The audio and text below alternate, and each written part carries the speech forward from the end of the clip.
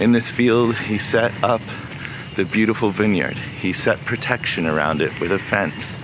Everything was done before leasing it to the tenants.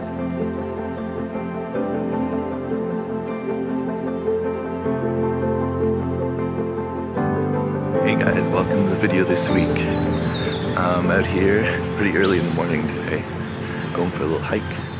It's a nice day, not too hot, and a good time to come out and do the Bible passage. Anyways, guys, last week we finished chapter 11 in the book of Mark, and we read how the Jewish leaders challenged Jesus' authority to do the things that he had done, right? Remember, he had just purged the temple of all those thieves and the money changers.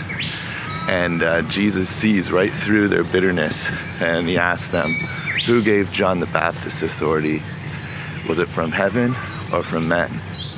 And they refused to answer, so Jesus also refused to answer their questions about his authority as well. Now, these things are starting to heat up. And as we head into chapter 12 today in the book of Mark, we will read how the religious leaders receive a parable or a story about them from Jesus, and it's a judgment on how they have rejected the prophets and even the Son of God himself.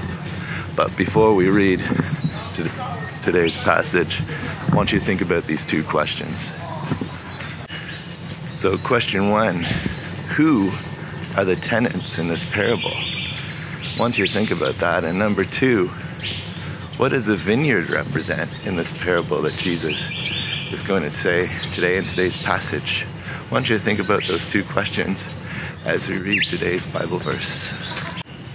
Alright, well, we're going to start in chapter 12 of the book of Mark today from verse 1, and we're going to go through to verse 12. It's a longer one today. And yeah, so let's begin. And he, Jesus, began to speak to them, right? He's speaking to the religious leaders.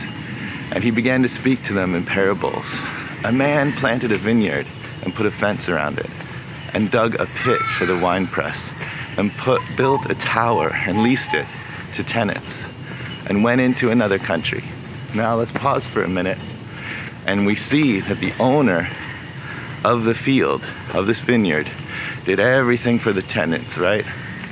In this field, he set up the beautiful vineyard. He set protection around it with a fence.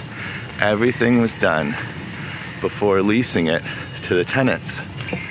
And we'll continue here at verse 2. When the season came, he sent a servant to the tenants to get from them some of the fruit in the vineyard. And they took him and beat him and sent him away empty-handed. Again, he sent to them another servant, and they struck him on the head and treated him shamefully. And he sent another, and him they killed. And so with many others, some they beat and some they killed. Now let's pause for a minute. And we see here that the owner of the vineyard wanted to see fruit, but instead, when he sent his servants for that fruit, they were each either beaten or killed. Now, if you ask me, I think it's pretty clear that these tenants were starting to believe that they were actually the owners of this vineyard.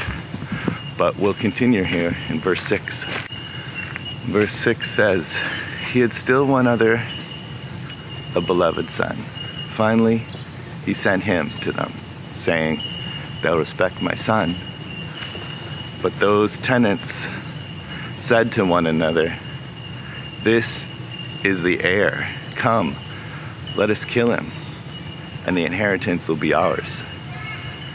Now let's stop, right? These tenants, and just pause for a minute, the tenants believed that they could gain the inheritance of the son by killing him.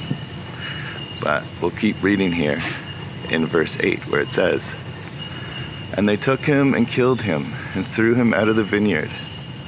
What will the owner of the vineyard do? And Jesus asks them. He pauses here in his story and asks the religious leaders, what will the owner of the vineyard do? Say, he will come and destroy the tenants and give the vineyard to others. Have you not read this scripture? And then Jesus quotes the Old Testament. The stone that the builders rejected has become the cornerstone. This was the Lord's doing, and it is marvelous in our eyes.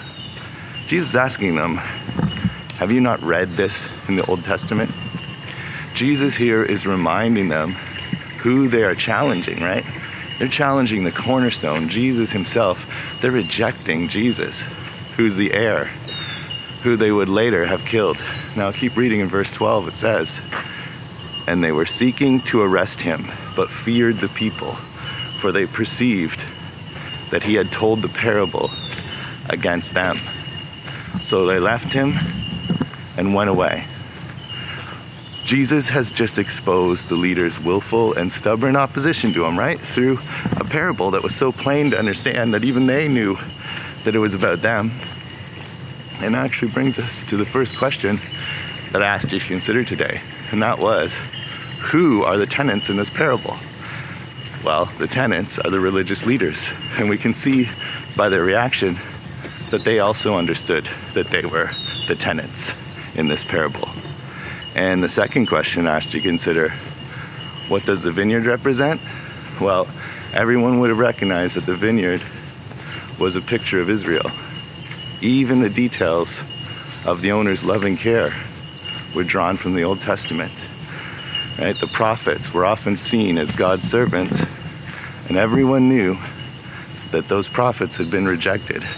Those servants of God had been mistreated by Israel. But who was the beloved son in this parable? The son, the heir, is killed.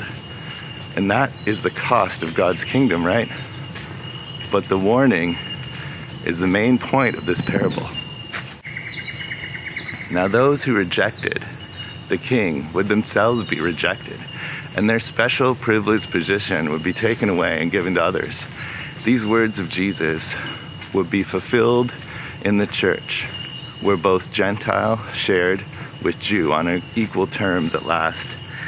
Jesus, as the rejected stone, would become the keystone of the whole new temple, which is the Christian church. And after hearing this, there's no wonder that they wanted to arrest Jesus, but it's also no wonder that they were also afraid to do so. Now guys, this ends the video today, but my prayer is that everyone who's watching and that hears today's Bible passage will see who the King is, that everything they have belongs to him. Oh, there's some awesome birds up there too. If you can hear them, those are the cockatoos. They're pretty awesome. God's creation is pretty amazing. But anyways, guys, that's my prayer today, that everyone who hears this passage today and watches this will realize that the King is Jesus, and that if you reject Jesus, then you're rejecting the cornerstone. And anyone who rejects Jesus as Lord of their life will themselves, in the end, be rejected. And my prayer is that will happen to no one. And God bless you, and God willing, I will see you again next week. Hey guys, thanks for watching the video this week. And remember, true knowledge is meant to be shared. So go out and tell a friend, or 2 or 3 or 5 or 10 friends what you learned about this week. And God willing, I will see you next time.